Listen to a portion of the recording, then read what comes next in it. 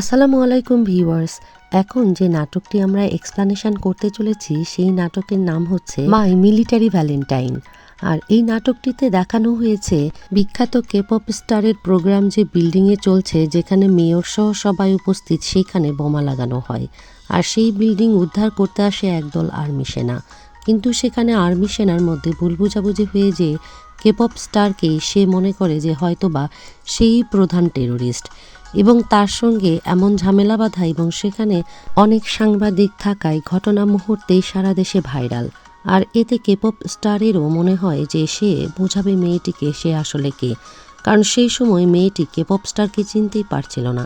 তারপর K pop star সে military ট্রেনিংয়ের জন্য চলে যায় এবং সেই মেয়ের মিলিটারি কপি। আর তারপরে বিভিন্ন ঘটনা ঘটতে থাকে এই নাটকটিতে।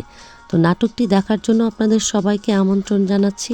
আর যারা আমাদের চ্যানেলে আজকে নতুন করে ক্লিক করেছেন তাদের জন্য রিকোয়েস্ট থাকবে, যদি এখনও সাবস্ক্রাইব না করে ফেলেন তাহলে প্লিজ আমাদের চ্যানেলটি সাবস্ক্রাইব করে পাশে থাকা সাবস্ক্রিপশন বেলটি প্রেস করে দিলে যখনই আমরা নতুন কোনো নাটক বা মুভির ভিডিও আপলোড দিব আপনাদের কাছে নোটিফিকেশান পৌঁছে যাবে। 7 পর্বের শুরুতেই আবারও দুজনের মধ্যে দ্বন্দ্ব দিয়ে শুরু হয়, অর্থাৎ লেফটেন্যান্ট ভেক এবং লয়েড দুজনার সঙ্গে লড়াই করছে। এবার ভেক বলছে যে তুমি জানো না যে আমি কি করতে পারি, আর তখন সে বলে আমি মনে হয় ভালোভাবেই জেনেছি যে তুমি কি করতে পারো, এতক্ষণ পর্যন্ত তো এটাই বের করতে পারলে না সোঙাই মেয়ের সাথে কি হয়েছে। ভেক বলে সেটা আমরা চেষ্টা করছি বের করলেও তোমার এখানে মাথা ঘোরানোর দরকার নেই। কিন্তু সেখানে লয়েড জোরাজুরি করতে থাকে, তুমি এখনই বলো আমাকে, এখনই বলো। আর তার সঙ্গে এরকম জোরাজুরি করা দেখে টিমের অন্যান্য মেম্বাররা এসে তাড়াতাড়ি তাদেরকে ছাড়িয়ে নেয়। আর লয়েডকে তার কাছে ক্ষমা চাইতে বলে যে ভেক যেহেতু সুপারিয়র, তুমি সুপারিয়রের সঙ্গে এরকম করেছো, ক্ষমা চাও তার কাছে। কিন্তু ভেক ক্ষমা না চেয়ে উল্টো সেই জ্যাকেটটি তার হাতে দিয়ে বলে ভালো হয় তুমি এইটাই তোমার সঙ্গে নিয়ে যাও। তারপরে ভেক আর কোনো কিছু না বলে সেটি নিয়ে সেখান থেকে চলে যায়। কর্নেল বেক তার অফিস রুমে গিয়ে ভাবতে থাকে কিছুক্ষণ আগে লয়েড তাকে যে কথাগুলো বলেছে, লয়েডের কথাগুলো তার অনেক কষ্ট লেগেছে। তারপরে সে কথাগুলো মনে করে একেবারে জ্যাকেটটিকে ছুঁড়ে ফেলে দেয়। সিন শিফট করে আবারও লয়েড এবং তার সঙ্গীদের দেখানো হয়, সেখানে তারা বলছে তোমার কি হয়েছে, আমরা জানি যে তোমাকে একদিন মেরেছিল কর্নেল ভেক, কিন্তু তার মানে এই না তার সঙ্গে তুমি এভাবে খারাপ ব্যবহার করবে, তোমাকে তো তার লক আপে পাঠিয়ে দেবে, তুমি জানো না এখানকার কি শাস্তি। লয়েড বলে যে তোমরা কি কোনো কিছুই জানো না যে আমাদের ফটো যে তুললাম আমরা তার আগে আমাদের কি হয়েছে, ফিল্মিং হওয়ার আগে যা কিছু হয়েছে সেটা তোমাদের জানা উচিত ছিল, আমরা না ফেলো সোলজার। এরপরে সিন কাট করে আবারও দেখানো হয় ভেক মিস্টার পার্কের সঙ্গে দেখা করতে গিয়েছে। সে মিস্টার পার্ককে জ্যাকেটটি দিয়ে বলে যে জ্যাকেটে আমি তেমন কোনো কিছুই পাইনি, এটাই হ্যান্ডসং আই মেয়েটির সেই জ্যাকেটটি যেটি সে পরে সেখান থেকে পালাচ্ছিল। এরপরে তাকে পার্ক জানায় যে তোমাকে আমি ছুটি অ্যাপ্রুভ করে দিয়েছি, তুমি কিছুদিনের জন্য ছুটিতে যাও। কিন্তু সে জানায় যে সে ছুটিতে গেলে কি হবে তার দায়িত্বের। তখন তাকে বলে আমি তোমাকে ছুটি দিয়েছি আর একটাও কোনো কথা হবে না। তখন তাকে ইউনিফিকেশন বলে আবারও স্যালুট করে সে সেখান থেকে চলে যায়। সিন শিফট হয় লয়েডের কাছে। সে দূরে দাঁড়িয়ে ফুটবল প্র্যাকটিস দেখছিল, যে মাঠে সবাই ফুটবল খেলছে, কিন্তু তার খেলাতে কোনো মনোযোগ নেই। হঠাৎ করে সে দেখে নিচে চলে এসেছে কর্নেল ভেক, আর সেই সময় তার মোবাইলে কল আসে। ফোনের ওপাশ থেকে সাউথ কোরিয়ান রিপ্রেজেন্টেটিভ লিমিনহো জানান যে ভালো নিউজ আছে, আমাদের একটি গার্ডেন পার্টি করা হবে এবং সেই পার্টিতে আপনাকে যেতে হবে। সে বলে আমার পার্টি করার কোনো ইচ্ছাই নেই। আর তার চোখ আসলে নিচে কোথায় গেল ভেককে সে খুঁজে বেড়াচ্ছে আর বলছে যে আমি আসলে এই ধরনের পার্টি আর অ্যাটেন্ড করতে চাই না। লিমিনহো হাসতে হাসতে জানায় যে এটা কিন্তু মেয়রের অর্ডার, আপনাকে আসতেই হবে এবং স্পেশাল ড্রেস কোডও আছে। লয়েড তখন জানায় আমাকে এটা থেকে দূরে রাখেন।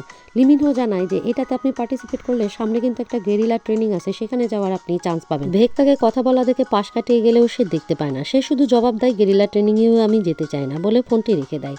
আর এদিকে ভেক দেখা যায় সে একজন সোলজারের সঙ্গে কথা বলছে এবং সেই ভায়োলেট গ্রুপ নিয়ে সে জানতে চাচ্ছে। তখন সব কিছুই সে জানায় যে তাদেরকে আসলে সাউথ কোরিয়াতে রেসিডেন্সিয়াল দেওয়া হয়েছে এবং সম্মানও দেওয়া হয়েছে, আর তার বাবাই এটা নিয়ে কাজ করেছে। তার বাবাও একজন আর্মি সেনা এবং তিনি ভেকের একটি গুরুত্বপূর্ণ কাজ করে দেওয়াতে ভেক তাকে ধন্যবাদ জানিয়ে তারপরে দুজন স্যালুট করে চলে যায়। এরপর ভেকের মনে পড়ে যে কিভাবে সং এসে যখন চলে যাচ্ছিল তখন তার হাত থেকে আইডি কার্ড পড়ে যায় এবং সেটা সে তুলছিল। এরপরে সে যখন তার অফিস রুমের দিকে যাচ্ছিল তখন সেখানে দৌড়ে চলে আসে লয়েড, বলে তোমাকে সব জায়গায় খুঁজেছি। তখন ভেক বলে কি জন্য, তো সে বলে যে সোংআইকে নিয়ে তুমি কি করলে, তুমি তো জানো যে আমি তার জন্য এখানে আসি। আর ভেক তাকে বলে যে তুমি প্রিপারেশন নাও, তোমাকে গেরিলা ট্রেনিংয়ে যেতে হবে, আর এই ট্রেনিংকে তুমি সহজ মনে করো না, যদি তুমি ট্রেনিং কোনো কিছু না পারো তাহলে কিন্তু তুমি সেখানেই মারা যাবে, সুতরাং সাবধান। সে বলে যে তুমি তো জানোই যে আমি কেন এখানে আসি, যদি তুমি হেল্প না করো তাহলে আমি নিজে নিজে এটা নিয়ে চিন্তা করব এবং কাজ করার চেষ্টা করব। তখন ভেগ বলে যে এটা মোটেও করার চেষ্টা করো না, আর তোমাকে আগেই বলেছি এর কোনো কিছুই তোমার বিজনেস না। তুমি এখানে আজ এসেছো, কাল চলে যাবে, পার্মানেন্ট নাও। কিন্তু আমরা যারা পার্মানেন্ট, আমাদের একটা প্রসিডিওর আছে কাজ করার, আর আমরা সেই প্রসিডিওরের বাইরে কোনো কিছুই করতে পারবো না, এবং আমরা অলরেডি প্রসিডিওর চালাচ্ছি এবং কাজ করছি, সেটা তো তুমি দেখতেই পারছো। এর থেকে তারা তো আর দেওয়ার কোনো কিছু নেই বলে ভেগ তখন সেখান থেকে চলে যায় তাকে সাবধানে থাকতে বলে। এরপরে সিন শিফট হয় সুহিজির কাছে। সে কল করেছে আসলে লয়েডকে। লয়েড তার ফোন পেয়ে খুবই খুশি হয়, তো সে জানায় যে আমরা না বন্ধু। তখন লয়েডও অ্যাগ্রি করে, এতে সে খুবই অবাক হয় এত দ্রুত লয়েড তাকে ফ্রেন্ড মেনেছে। এরপরে বলে নিশ্চয়ই তুমি আমাকে কোনো রিকোয়েস্ট করবে। লয়েড বলে যে হ্যাঁ, আমি হানসং আই সম্পর্কে জানতে চাই। তখন সুহিজি বলে যে সে আসলে অনেক বড় ফ্যান ফিতার, এছাড়া আর কোনো ইনফরমেশন পায়নি। তবে হ্যাঁ, একটা বিষয়, তার নর্থ কোরিয়ার সঙ্গে লিঙ্ক ছিল, এবং আরও একটা বিষয়, সে একজন অনেক বড় হ্যাকার। এরই মধ্যে তার সম্পর্কে আরও একটা ইনফরমেশন পেয়েছি, কিন্তু গিভ অ্যান্ড টেক পলিসি চলবে। তুমি যদি আমার সাথে ফান্ডরাইজিং প্রোগ্রামে যাও তাহলেই আমি পরবর্তী ইনফরমেশন দিব। প্রথমে লয়ে যেতে রাজি না হইলেও পরে ইনফরমেশন পাওয়ার জন্য রাজি হয়ে যায়। এরপরে সিন মিরির কাছে চলে যায়। মিরি বাইরে দৌড়ায় চলে যেতে চাইলেই তখন সেই রেস্টুরেন্ট ওনার তাকে জিজ্ঞেস করে তুমি কোথায় যাচ্ছ, তোমার বোন চলে আসবে কিন্তু। সে বলে কিছু ফ্রি গিফট সামনে রোডে দিয়ে দিবে, আমি সেখানে যাচ্ছি, এখনই চলে আসবো। এরপরে দেখা যায় ফিতা থেকে অনেকগুলো ফ্রি গিফট সে নিয়ে দৌড়াতে দৌড়াতে আসছে, কিন্তু সেই ব্রিজের উপরে এসে হঠাৎ সূর্যের তাপে চোখে আর ঠিকমতো দেখতে পায় না, ফিতাটাকেও সে ঠিকমতো পড়তে পারে না, এবং তার হার্টে প্রবলেম শুরু হয়ে যায়, নিঃশ্বাস ছোট হয়ে আসে। তখন সেখানে চলে আসে সং হিজুন। সে এসে বলে যে তুমি কি কোথাও যাচ্ছ? তখন সে বলে হ্যাঁ, আসলে আমি সেই রেস্টুরেন্টের কাছে যে শপটি রয়েছে সেখানে যেতে চাচ্ছি, কারণ আমার সিস্টার সেখানে আসবে, কিন্তু আমি না নতুন, এখানে এখনও পথ চিনি না। তখন সে তাকে নিয়ে যায় তার সিস্টারের কাছে। এদিকে তো ভেগ তাকে দেখে দৌড়িয়ে চলে আসে, বলে আমি তো একেবারে টেনশনে পড়ে গিয়েছিলাম, তুমি কোথায় গিয়েছিলে? সে তখন তার বোনকে জানায় যে সে এই গিফটগুলো নিতে গিয়েছিল, কিন্তু বোন যখন তাকে বকাঝকা করে সে তখন লুকিয়ে পড়ে সঙের পিছনে। আর সং বলে তাকে বকাঝকা করো না, সে এখানেই ব্যাক করতে চেয়েছে, তার খুব ভাগ্য ভালো যে সে আমাকে পেয়েছে আর আমি তাকে এখানে আনতে পেরেছি। ভেগ তখন কমরেড সংকে অনেক ধন্যবাদ জানায়, এবং কমরেড সং তখন বলে আজ থেকে আমাকে কমরেড সং বলবে না, শুধুমাত্র সং বলে ডাকবে, এটিই আমি প্রেফার করব। এরপরে কমরেড সং সেখান থেকে চলে গেলে মিরিকে নিয়ে ভেগ বাসায় ফেরত আসে, এবং ভেগ এসে রুমে বোনের চুল আঁচড়াতে আঁচড়াতে বলে যে এভাবে দূরে যাওয়া তোমার উচিত হয়নি, এখন তোমার মেডিসিন নিতে হবে। সে বলে আমি আর মেডিসিন খেতে চাই না, অনেক পজা লাগে। তার বোন বলে মেডিসিন স্কিপ করা যাবে না, জোর করেই তাকে একটু মেডিসিন খাইয়ে দেয়। আর ভেগ বোনকে আদর করতে করতে বলে তুমি কিন্তু বড় হয়ে মায়ের মতোই বিউটিফুল হবে, সুতরাং এখন থেকে তোমার নিজের যত্ন নিতে হবে, মেডিসিন খেতে হবে সার্জারির আগে পর্যন্ত। এরপরে সিন শিফট হয় আমাদের সঙের কাছে। তার কাছে একটি মেয়ে দেখা করতে এসেছে, কিন্তু তাদের মধ্যেকার কথা বা আলাপ আলোচনা কোনো কিছুই তখনও শোনানো হয় না। এরপরে আমাদের দেখানো হয় ঘুমানোর চেষ্টা করছে লয়েড, কিন্তু সে শুয়ে শুয়েও মনে করছে কিভাবে তাকে গুলি করা হয়েছিল এবং সেটাকে তাকে প্রোটেক্ট করলো ভেগ। এরপর মনে পড়ে ভেগ তাকে বলেছিল যেভাবেই হোক তোমার সুরক্ষা আমাকে নিশ্চিত করতে হবে, সুতরাং তুমি নিজে যদি সাবধানী না হও তাহলে আমার দায়িত্ব বেশি বেড়ে যাবে। এই কথাগুলো তার মনে পড়ে, আর সে বেডে এপাশ ওপাশ করে আবারও শুয়ে থাকতে থাকতে তার চেনটি তুলে দেখে সেই চেনে একটা মেমোরি কার্ডের মতো রয়েছে, এবং তখন আমাদের দেখানো হয় ওই মেমোরি কার্ডটি সে পেয়েছে সেই জ্যাকেটের ভিতর থেকে, অর্থাৎ হানসং আয়ের জ্যাকেটটি তার গাড়িতে যে ছিল তখন সেটা খুঁজে সে সেখানে সেই মেমোরি কার্ডটা পেয়ে যায়, এবং সে তার চেনের লকেটে রেখে দিয়েছিল। আর ভাবে কি আছে এখানে। সিন চলে যায় কর্নেল ভেকের কাছে। সে আসলে সঙ্গে সঙ্গেই দেখা করতে গিয়েছে, তখন যে মেয়েটি গিয়েছিল সে আর কেউই নয়, ভেক। এরপরে ভেক ড্রিঙ্কস দিয়ে বলে তুমি রাতে ঠিকমতো ঘুমাও না কেন, যদি না ঘুমাও তাহলে কিন্তু তুমি বুড়ো হয়ে যাবে। আর কি হয়েছে মিরির, ওর কি কোনো প্রবলেম? তখন সে মিরিকে নিয়ে সব কিছু শেয়ার করে যে মিরির হার্টে একটি সমস্যা আছে যেটি জন্ম থেকেই রয়েছে, তার একটি সার্জারি করতে হবে যেটির জন্য অনেক টাকা লাগবে এবং দেশের বাইরে নিয়ে যেতে হবে। সে আবারও কমরেড সংকে ধন্যবাদ জানালে এবার সে বলে আমাকে বলো সং জি হুন। ভেক জানায় আমি যতদূর জানি এই নামের ব্যক্তি মারা গেছে। তখন তাকে সং জানায় আসলে এই নামের ব্যক্তি মারা গেছে, এখানে নতুন একজন ব্যক্তি। এরপরে আবারও ভেককে দেখানো হয় তার বোনের সাথে, সে বোনকে খাবার দাবার দিতে সেখানে সেই ওনার চলে আসে এবং দেখায় দুটো ড্রেস, বলে আজকে একটা পার্টিতে যাবো, ড্রেস কোডও রয়েছে, আর সেপারেটেড ফ্যামিলির রিপ্রেজেন্টেটিভ হিসেবে আমাদেরকে সেখানে যেতে বলা হয়েছে, আমাকে আর ইউনো পাব অ্যাটেন্ডারকে। তবে ট্রান্সপোর্ট নিয়ে চিন্তা করো না, পাব ওনারও সেখানে যাবে, তিনিও ইনভাইটেড, সুতরাং তার গাড়িতেই আমরা যাব এবং আসবো। তো শুনে খুবই অবাক হয়ে যায় আর ড্রেস সিলেক্ট করে দেয়। এদিকে দেখানো হয় যে ড্রেস সিলেক্ট করতে ব্যস্ত রয়েছে লয়েডও। লয়েডের সহকারী তাকে ড্রেস সিলেক্ট করে দিতে হেল্প করছে যে কোন ড্রেসটি পরলে লয়েডকে বেশি ভালো দেখাবে। অবশেষে লয়েড একটি ড্রেস সিলেক্ট করে ফেলে। লয়েড যখন রেডি হয়ে বাইরে বের হয় তখন তার ভেকের সঙ্গে রাস্তায় দেখা হয়। ভেক তো তাকে এরকম সুটেড বুটেড দেখে অবাক হয়ে যায়। তখন সে তাকে দেখায় যে আমার বাইরে যাওয়ার পাস রয়েছে এবং সে পাসটি তাকে দেখে বলে এখন সে একটি পার্টিতে যাচ্ছে এবং এটি একটি বিশেষ ফান্ড রাইজিং পার্টি। লয়ের জানায় আমি এ সকল পার্টিতে যেতে চাই না, কিন্তু কি করব, পার্টির টপ আমাকে ইনভাইট করেছে এবং ভিআইপি হিসেবে যেতে বলেছে। তো টিমের সবাই সিকিউরিটি ভেকেলে সিকিউরিটি হিসেবে থাকবে, তোমার দায়িত্ব পড়েনি নাকি গার্ড হিসেবে, নাকি তোমাকে এক্সক্লুডেড করা হয়েছে? সে বলে তুমি আমাকে চিনো না, আমি এই সকল পার্টিতে যেতে চাই না। সে তখন তার কাছ থেকে লিভ পাসটি নিয়ে নেয় আর ভেককে বলে good team work and unification বলে স্যালুট করে চলে যায়। এদিকে ভেক তার রুমে এসে টেবিলের উপরে একটি ফাইল দেখে তারপরে সেই ফাইলটি খুলে ফাইলটি পড়তে থাকে কি আছে। প্রথমে সে ফাইলে ফোন পেয়ে যায় হ্যানসং আয়ের, আর সেই তারপরে দেখে যে এই পুরোটা ফাইলটাই তারই একটা ফাইল।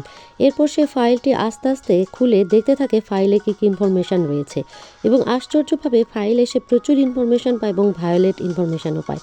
আর সবচেয়ে বড় ব্যাপার, আজকের যে পার্টিটি হচ্ছে সেই পার্টিটি সেখানে উল্লেখ করা আছে এবং সেখানে কি ড্রেস কোড থাকবে সেটাও বলা আছে। তখন তার মনে পড়ে যায় তার আন্টির কথা যে আজকে ড্রেস কোড রয়েছে পার্পেল এবং এখানে বার যে ইউনো বার রয়েছে ওই বারের ওনারও যাবে, সুতরাং ট্রান্সপোর্ট নিয়ে চিন্তা করো না। এরপর তো আর ভেগ ভাবতে পারে না যে যেহেতু সেখানে সংও যাচ্ছে তাহলে সেখানে নিশ্চয়ই কোনো না কোনো কিছু ঘটতে পারে, সুতরাং তাকেও সেখানে যাওয়া উচিত। এরপরে সেই প্রোগ্রামে আমাদের দেখানো হয় লয়েড আর দাঁড়িয়ে রয়েছে সু এবং তারা দুজন খেয়াল করে যে সকল তাদের টিমের সদস্যরা সেখানে সুন্দর সুটেড বুটেড হয়ে সিকিউরিটির দায়িত্ব পালন করছে আর সবাই তাকে থাম ইমপ্রেশন শো করছে যে তারাও এখানে আছে। সু তখন লয়েডকে বলে আজকে আমি তোমাকে আমার লাইফের সবচাইতে ইম্পর্টেন্ট পার্সনের সঙ্গে মেলাবো এবং তার মাকে দেখা যায় তার মাও সেখানে রয়েছে। এই সময় সেখানে চলে আসে ভেক, গেটে ঢুকতে চাইলেই তাকে বাধা দেয় এবং বলে যে আজকে আপনি এই ড্রেসে ঢুকতে পারবেন না সিনিয়র, আপনাকে অবশ্যই ড্রেস কোড ফলো করে ঢুকতে হবে।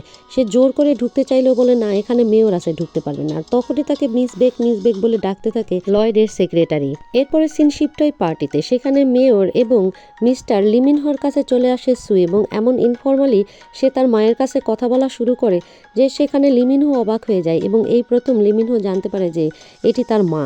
এরপরে সে তার মায়ের সঙ্গে পরিচয় করিয়ে দেয় লয়েডের এবং লয়েডের সঙ্গে পরিচিত হয়ে বলে আজকে আমি এক্সপেক্ট করছি যে আপনি একটা সুন্দর স্পিচ দেবেন আজকের এই প্রোগ্রামে। তখন তো লয়েড অবাক হয়ে যায়, কারণ এমন কোনো স্পিচের কথা তো তাকে বলাই হয়নি। তো তারপরে লয়েড একটু টেনশানেই পড়ে যায় সে কি স্পিচ দিবে। তো লিমিনহো তাকে মানাতে চাইলেও সে লিমিনহোরকে একটা বকা দিয়ে তারপর তার মোবাইল নিয়ে সরে পড়ে তাড়াতাড়ি তার স্পিচ রেডি করার জন্য। আর এদিকে আমরা সেক্রেটারিকে দেখি সে বসে আছে আর তাকে বিভিন্ন রকম ড্রেস পরে পরে দেখাচ্ছে ভেগ, কিন্তু কোনো ড্রেসই সেক্রেটারি অ্যাপ্রুভ করছে না, তার ভালো লাগছে না। এরপরে তো ভেগ এমন রেগে যায় যে এত ড্রেস সে পাল্টিয়েছে আর পাল্টাতে পারবে না, ধরে ফেলে দেয় ড্রেস তার উপরে। তখন সে বলে শেষবারের মতো এটা ট্রাই করো। আর সে তখন ভাবে যে এই জুতা যেন তাকে দেওয়া হয়, এই মেসেজ তো আগেই দিয়েছিল লয়েড। তখন সে জুতা খুঁজতে ব্যস্ত হয়ে পড়ে। এরপর দেখা যায় যে পার্টিতে এসে হাজির হয়েছে ভেগ সেই ড্রেস আর সুন্দর জুতা পরে। ভেগ যখন পার্টিতে চলে আসে তখন মোটামুটি সন্ধ্যা আর সবাই এমন অবাক হয়ে তার দিকে চেয়ে থাকে। আর সেই সময় লয়েড টাই ঠিক করে দিচ্ছিল জনের, আর সে সেই টাই ছেড়ে দিয়ে তাড়াতাড়ি চলে আসে ভেগের কাছে।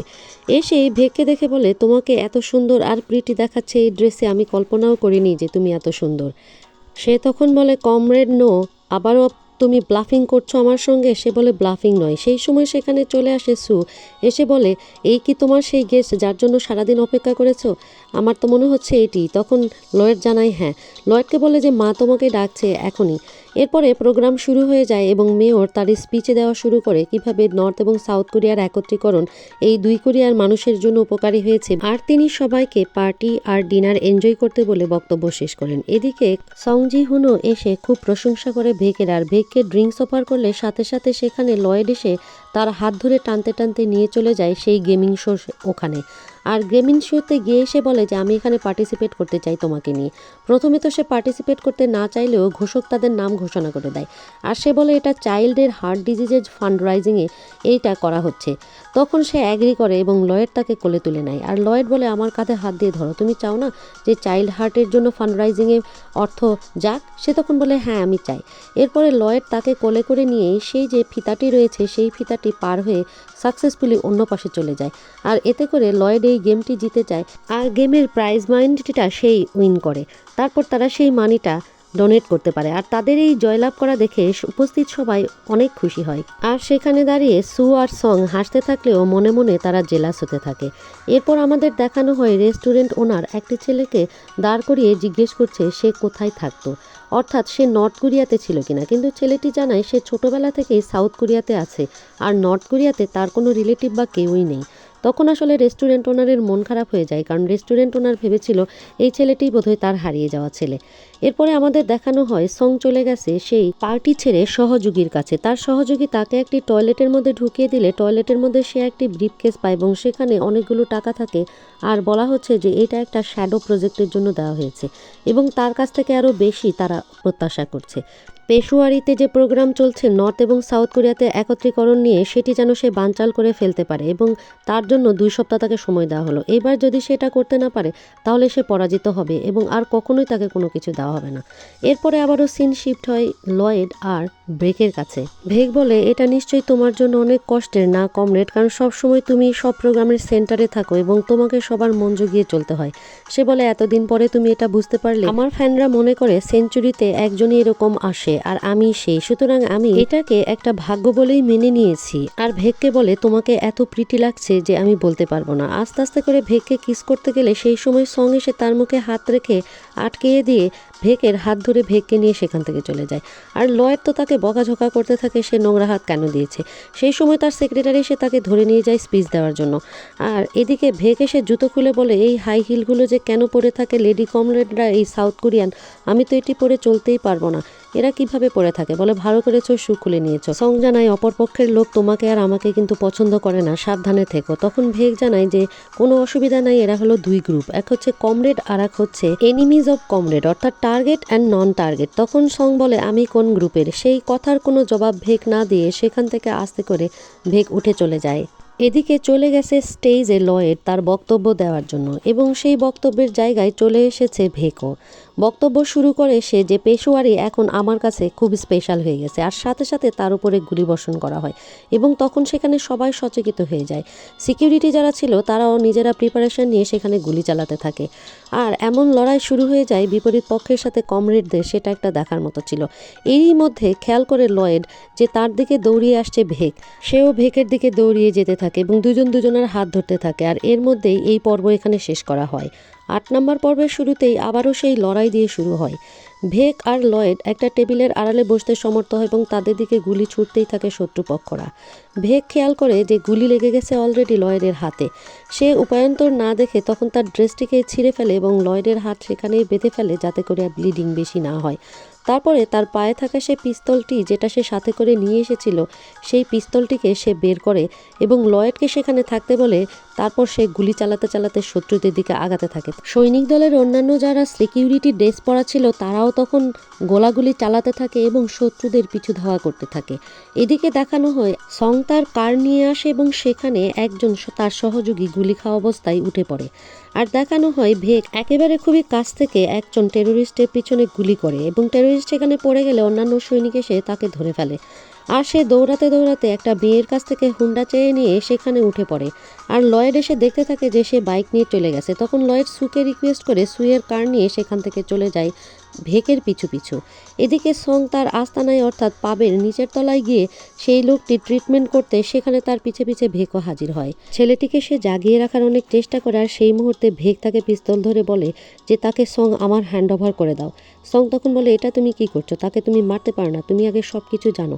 সে তখন সংকে উপেক্ষা করেও মারতে চাইলে সং তখন তার পিস্তল একেবারে উপরে তুলে ধরে আর সে তখন আর ছেলেটিকে মারতে পারে না। কিছুক্ষণ পরে দেখানো হয় সে পাব ইউএনও থেকে বের হচ্ছে একেবারে বিধ্বস্ত অবস্থায় মন খারাপ করে। আর বাইরে থেকে দেখছে লয়েড যে তার পায়ের জুতাটাও নাই আর বলে তোমার পায়ে জুতাটাও রাখলে না। ভেক চোখের পানি মুছতে মুছতে পাব থেকে বের হয়। এদিকে দেখানো হয় মেয়রকে। মেয়র একেবারে সচকিত হয়ে দুজন রিপ্রেজেন্টেটিভকেই বলছে এটা কি হলো, এরকম একটা প্রোগ্রামে বাইরে থেকে যদি টেরোরিস্ট আক্রমণ করে আর আপনাদের পুরা সৈন্য টিম যদি কিছুই না করতে পারে তাহলে তো এটা আমাদের জন্য লজ্জার। আর বলে এই খবর যেন মিডিয়া সাংবাদিক কেউ কোথাও পাবলিশ না করে, যেভাবে হোক বের করা হোক কে এই ঘটনার পিছনে দায়ী বা কারাই এটা চাচ্ছে যে আমরা কিছুতেই ইউনিফিকেশনকে সাকসেসফুল না করি। মেয়র তখন জানায় যে এই শ্যাডো নামে তাদের পিছনে কাজ করতেছে হেড হিসেবে, আমার সেই হেডকে চাই। আমি হেডকে ধরতে পারলে মনে করব সব কিছু হয়ে গেছে। 2 রিপ্রেজেন্টেটিভই তার কথায় সম্মতি জানায়। এরপরে যাকে জীবিত অবস্থায় ধরা হয়েছে তাকে প্রচণ্ড রকম মারতে থাকে, টর্চার করতে থাকে কে হেড তার খবর বের করার জন্য। আর সেখানে তখন লেফটেন্যান্ট ভেক এসে হাজির হয়ে বলে, এভাবে টর্চার করা যাবে না, আপনি কেন এভাবে তাকে মারছেন? এভাবে মারলে তো সে মারা যাবে, আমরা তো কোনো তথ্যই পাবো না। তার থেকে তো সে বেঁচে থাকলেই আমরা তার কাছ থেকে গুরুত্বপূর্ণ তথ্য নিয়ে কাজ আগাতে পারবো। ভেগ অফিসারকে বলে এই রুমে সিসিটিভি অফ করবেন না, তাকে যতক্ষণ জিজ্ঞাসাবাদ করবেন সিসিটিভি অন অবস্থায় থাকতে হবে। সে বলে, আপনি আমাকে শিখাচ্ছেন? ভেগ জানায়, আমি শিখাচ্ছি না, শুধু আপনার দায়িত্ব আপনাকে মনে করিয়ে দিচ্ছি। লোকটি তখন সেখান থেকে চলে গেলে সে আহত ব্যক্তির কাছে গিয়ে বলে যে তুমি কি ঠিক আছো? আর আহত ব্যক্তি তার উপরে রাগ করে বলে, আমাকে মেরে ফেলুন, এটাই আমার জন্য বেশি ভালো হবে। এরপর সু আর লয়েডকে দেখানো হয়। সু বলছে যে তুমি আমার কার নিয়ে চলে গেছিলে নিশ্চয়ই ভেকের পিছনে। কার তো একেবারে রক্তে ভেসে গেছে। বলে, ও সরি, আমি তো কারটা ওয়াশ করিনি। বলে, ওয়াশ নয়, আমি নতুন কার চাই। সে বলে, ঠিক আছে, আমি তোমাকে একটি কার রিপ্লেস করে দিব। তখন সু হাসতে হাসতে বলে, ভুলে যাও, আসল কথাই আসি। সঙ্গাই মেয়েটিকে নিয়ে লেটেস্ট কোনো খবর পেয়েছো? সে বলে, না তো, কেন, কি হয়েছে? সে বলে, সঙ্গাই মেয়েটি কিন্তু বাধ্য হয়ে ভায়োলেটে যোগ দিয়েছে। সে দীর্ঘদিন একা থেকেছে, তার কোনো বাবা মা নেই। পড়াশোনা করার জন্য নর্থ কোরিয়া তাকে রাশিয়াতে পাঠাইয়াছে এবং একটি ইউনিটের কাছে, আর সেই ইউনিটই হচ্ছে হ্যাকার ইউনিট। তখন সে অবাক হয়ে বলে, হ্যাকার ইউনিট? বলে, হ্যাঁ। বলে, আরেকটা বিষয়, সেটা হচ্ছে সঙ্গাইয়ের কাছে তুমি অনেক বেশি গুরুত্বপূর্ণ। তা না হলে সে কেন এই খবরটি লিক করবে শুধুমাত্র তোমার জীবন সেভ করার জন্য? এরপরে সিন কাট করে দেখানো হয় ভেগকে, সে তার রুমের মধ্যে টেবিলে বসে ভাবছে সেদিন রাত্রে তাকে সং কি বলেছে। সঙের কথা শেষ হলে ভেগ জানায়, তুমি মিথ্যে বলছো। তখন সং বলে, আমি মিথ্যে বলছি না, তুমি নিজেই জানো যে কত বেশি কমরেডস সাউথে রয়েছে, আর এইটা রিপাবলিকের সাথে একটা বিট্রায়াল ছাড়া আর কোনো কিছুই নয়। যে সকল রিপাবলিক সৈনিকরা ইউনিফিকেশনের বিরুদ্ধে কাজ করেছে তাদেরকে এক রাতের মধ্যে ধরে ধরে ফিনিশ করে ফেলা হয়েছে, অথচ তারা এতদিন দেশপ্রেমিক সৈনিক ছিল। এটি একটি দেশের সঙ্গে সৈনিকের সঙ্গে অন্যায়। তখন ভেগ বলে, কিন্তু এখনও আমি, বলে থেমে যায়। আর প্রেজেন্টে দেখানো হয় তার রুমের দরজায় কে যেন নক করে। সে তখন কামিং বলে সেখানে মিস্টার পার্ক চলে আসে তার রুমে। মিস্টার পার্ক এসে তাকে বলে যে তোমার বোন কেমন আছে? সে বলে, ভালো আছে। বলে, আমি তোমার বোনকে এখানে এনেছি যাতে তুমি ভালো পারফর্ম করো, কিন্তু তোমার উপরে যত হাই এক্সপেকটেশন রেখেছিলাম তার থেকে আমি বেশি ডিসঅ্যাপয়েন্টেড হচ্ছি। হায়ার এক্সপেকটেশন, বেশি ডিসঅ্যাপয়েন্টিং। পরে সে টেবিল থেকে ডলটি নিয়ে ডলটিকে আবার টেবিলেই রেখে বলে, আমার মনে হয় নেক্সট টাইম তুমি তোমার সময়টিকে কাজে লাগিয়ে ভালো মতো তোমার পারফরমেন্স দেখাবে। তখন তাকে ইয়েস বলে ভেক। তারপরে ভেকের রুম থেকে চলে যাওয়ার সময় আবারও সে রুমে ফেরত এসে বলে, লেফটেন্যান্ট ভেক, আপনার কি কোনো কিছু রিপোর্ট করার আছে আমার কাছে? কিন্তু ভেক তখনও তাকে জানায় যে নো, তেমন কোনো কিছুই নেই। এরপরে পার্ক সেখান থেকে চলে যায়। এরপর ভেগ হাতে একটি ব্যাগ নিয়ে বাইরে বের হয়ে গেলে সেখানে চলে আসে লয়েড। এসে বলে, তুমি কি কোথাও যাচ্ছ নাকি? তখন ভেগ বলে, এতে তোমার কি, তুমি কেন বারবার আমার মাঝখানে এসে ইন্টারাপ্ট করছো? সে ভেগকে দেখে বলে, তোমাকে খুব অসুস্থ দেখাচ্ছে, তুমি কি ঠিকমতো খাওয়া দাওয়া করনি? ভেগ তখন বলে, এটা কি বলছো, আঘাত পেয়েছো তো তুমি? আগে বলো তুমি কেমন আছো? তখন সে বলে, এতক্ষণে তোমার আমাকে নিয়ে টেনশন হচ্ছে? তখন ভেগ বলে, তোমাকে নিয়ে টেনশন করার কিছুই নেই, বলে সেখান থেকে চলে যায়। আর সে ভেগের দিকে তাকিয়ে থাকে। এরপরে ভেগ সরাসরি বাসায় চলে আসলে সেখানে রেস্টুরেন্ট ওনার জানায় যে তোমার তো আজকে আসার কথা ছিল না। সে বলে, আমি চলে আসলাম, আমার খুব দেখতে ইচ্ছে করছিল মিরিকে। তারপরে বলে, মিরি তো তার রুমে ঘুমানোর চেষ্টা করছে। সে তখন সাথে সাথে মিরির রুমে চলে যায়, মিরির পাশে শুয়ে পড়ে। দেখে মিরি তখন লয়েডের ভিডিও দেখছিল। তারপর সে সেটি বন্ধ করে দিয়ে বলে, তোমার কিন্তু নিয়ম মতো ঘুমাতে হবে, আজকের মতো ঘুমিয়ে নাও, আবার কালকে দেখো। মিরি তো প্রথমে রাখতেই চায় না, কিন্তু মিরিকে অনেক বুঝিয়ে শুনিয়ে তখন রাজি করিয়ে ভেগ সেটিকে সরিয়ে তাকে ঘুম পাড়িয়ে দেয়। তারপর ট্যাব নিয়ে দেখে সেখানে সে লয়েডের ভিডিও আর ছবি সেগুলাই দেখছিল। তারপর সে সেগুলো প্লে করে দেখতে থাকে আর কাঁদতে থাকে। এদিকে লয়েড রাত্রের বেলায় সেই পাবের আস্তানাতে চলে গেছে এবং সেখানে মোবাইল দিয়ে খুঁজতে হঠাৎ করে সে তার আর ছবি পেয়ে যায় সঙের। ঠিক তখনই কারো একজনের আসার শব্দ হলে সে আড়াল হয়ে লুকিয়ে পড়ে এবং সে দেখতে পায় সেখানে সং আর কথা বলছে ভেগ। সং ভেগকে প্ররোচিত করতে থাকে তাদের টিমের এগেনস্টে কাজ করার জন্য এবং বলে যে তুমি মিস্টার পার্ককে আমার বিরুদ্ধে রিপোর্ট করনি কেন, তুমি তো সব কিছু দেখে গিয়েছিলে। তখন ভেগ চুপ করে থাকে। সে বলে, তুমি আমাদের সাথে কাজ করো আর আমার টাকা পাওয়ার দুটোই আছে। মিরির কথা একবার চিন্তা করো, তার তো হার্ট ডিজিজ, তাকে যদি তুমি সেন্ড না করো। কিন্তু সে বলে, আমি তো বেঁচেই আছি, রিপাবলিকের হয়ে যুদ্ধ করব এবং আমার বাবার বিরুদ্ধে যে আনজাস্ট হয়েছে সেটা আমি ন্যায় বিচার প্রতিষ্ঠা করে তারপরেই আমি মারা যাব। আর মিরির ব্যাপার সেটা আমি দেখব। তখন সং বলে, মিরি আর কতদিন বেঁচে থাকবে সেটা একবার ভেবে দেখেছো? কিন্তু তখন আর কোনো জবাব দেয় না ভেগ। আর তাদের এই সকল কথা পাশে দাঁড়িয়ে শুনতে থাকে লয়েড। এরপরে সিন কাট করে আবারও দেখানো হয় ফিরে এসেছে ভেগ তার বাসায় এবং লয়েড তার বিছানায় ঘুমানোর চেষ্টা করছে, কিন্তু লয়েড বারবার চিন্তা করছে সে যে দৃশ্যটি দেখে এসেছে সেটি, আর ভেগও তার সঙ্গে যে কথা হয়েছে সঙ্গে সেই কথাগুলো নিয়েই কাটতে থাকে।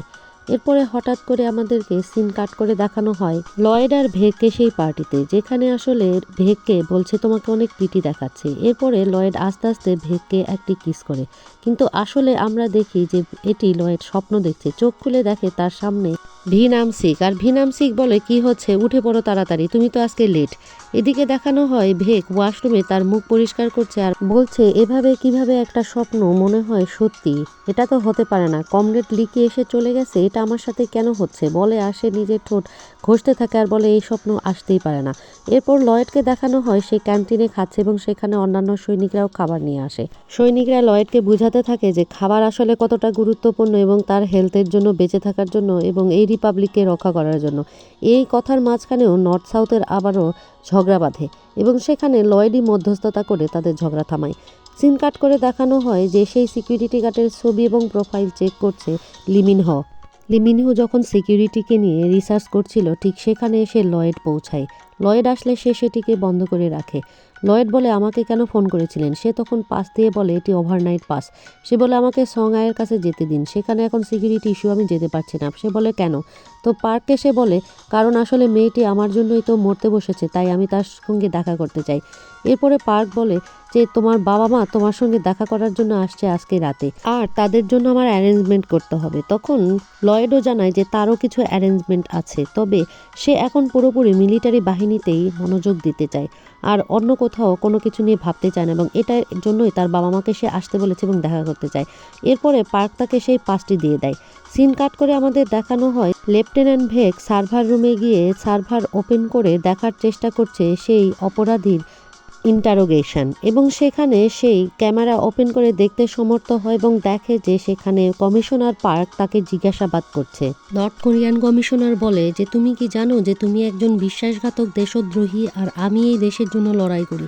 তখন সেই লোকটি বলে যে আমাকে হত্যা করো এখনই এখানেই, কিন্তু পার্ক জানায় যে আমি তো তোমাকে এখানে হত্যা করতে পারবো না, সুতরাং কোঅপারেট করো, তোমার দ্বারা যদি আমরা সেই প্রধানের কাছে পৌঁছাতে পারি আমি তোমাকে রেওয়ার্ড দিব। এরপরে পার্ক বলে সার্ভিলিয়েন্স ক্যামেরাটা বন্ধ করে দেওয়া হোক, এবং সাথে সাথে সার্ভিলিয়েন্স ক্যামেরা বন্ধ করে দিলে তখন ভেগ আর কোনো কিছু দেখতে পায় না। ঠিক সেই মুহূর্তে বাইরে শব্দ হলেই সে সাবধান হয়ে যায়। এরপরে দেখানো হয় সাউথ কোরিয়ান রিপ্রেজেন্টেটিভ লি মিনহো এসেছে তার কাছে এবং তাকে জিজ্ঞেস করছে যে তুমি যদি এখন নর্থ কোরিয়ায় ফেরত যাও তুমি কি জানো তুমি মারা যাবে, তারপরও তুমি বলবে না।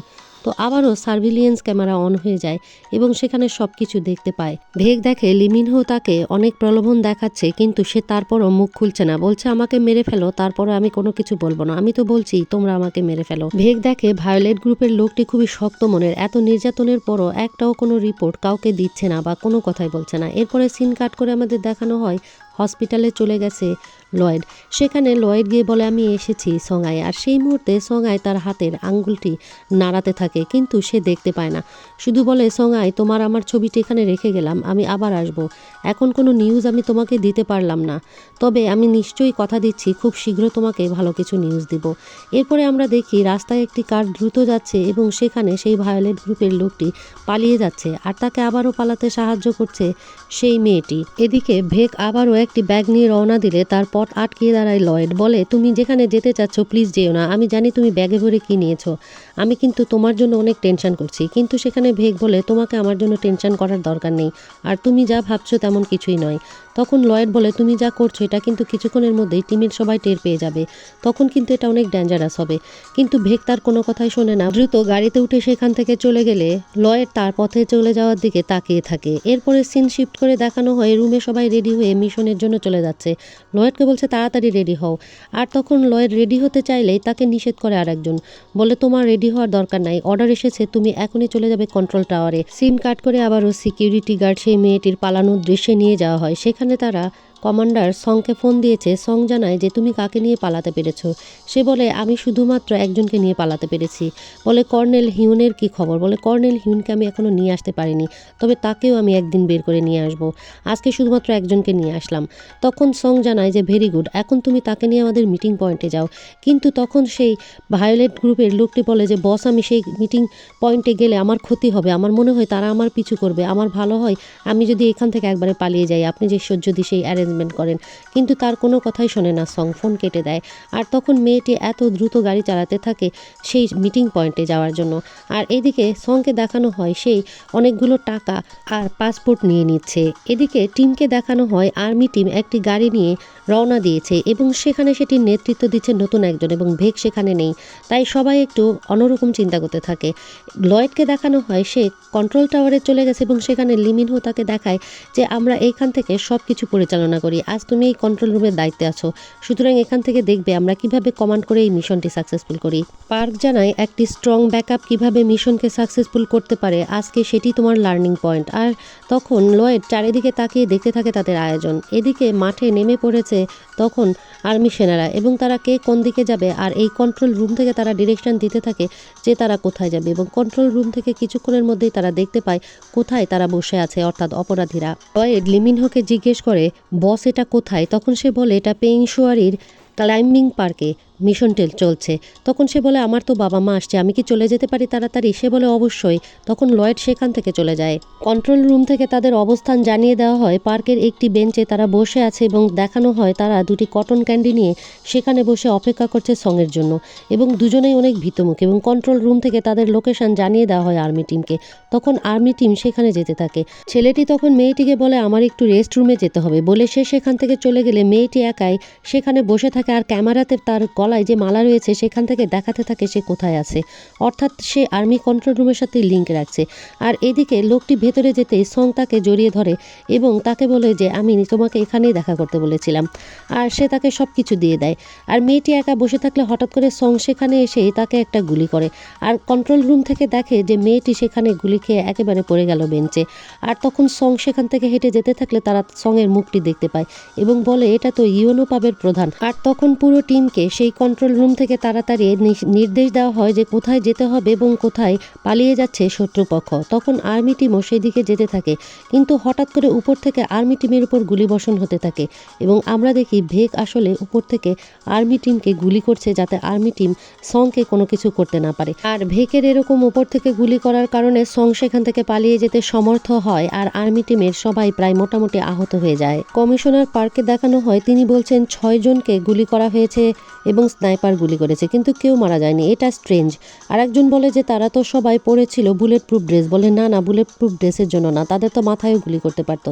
এটা আসলে স্ট্রেঞ্জ, কারণ স্নাইপার ইচ্ছে করে এটা করেছে। এরপর সিন কাট করে দেখানো হয় ছাদের উপরে যখন পিছন ফিরে তাকায় ভেক, তখন দেখে তার পিছনে পিস্তল নিয়ে তাকে তাক করে দাঁড়িয়ে আছে লয়েড এবং লয়েড বলে তুমি এটা কেন করলে জেনে শুনে?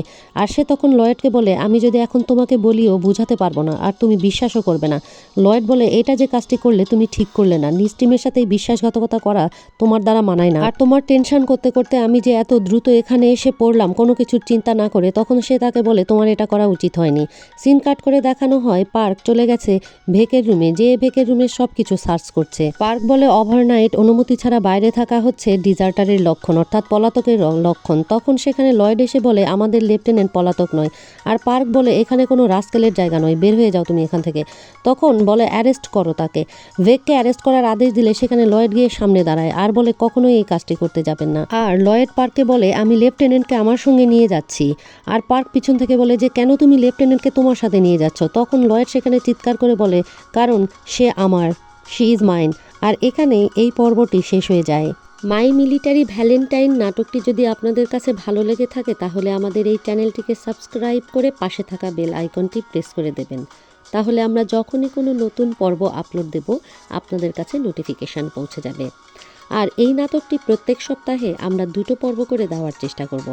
আপনাদের কাছে রিকোয়েস্ট থাকবে নাটকের পরবর্তী পর্বগুলো দেখার জন্য আমাদের চ্যানেলের সঙ্গে অ্যাটাচ থাকুন। আর নাটকটি যদি আপনাদের ভালো লেগে থাকে তাহলে আপনাদের অবশ্যই একটি কমেন্টসও আশা করছি। আর অবশ্যই একটি লাইক দিয়েই নাটকটি দেখা শুরু করবেন। আপনাদের লাইক আর আপনাদের কমেন্টস পেলে আমরা মোটিভেটেড হই আরও ভালো ভালো এবং নতুন নাটক এক্সপ্ল্যানেশন করে চ্যানেলে দিতে। এতক্ষণ ধরে ধৈর্য ধরে আমাদের চ্যানেলের সাথে থাকার জন্য এবং নাটকটি উপভোগ করার জন্য আপনাদের সবাইকে অনেক ধন্যবাদ জানাচ্ছি।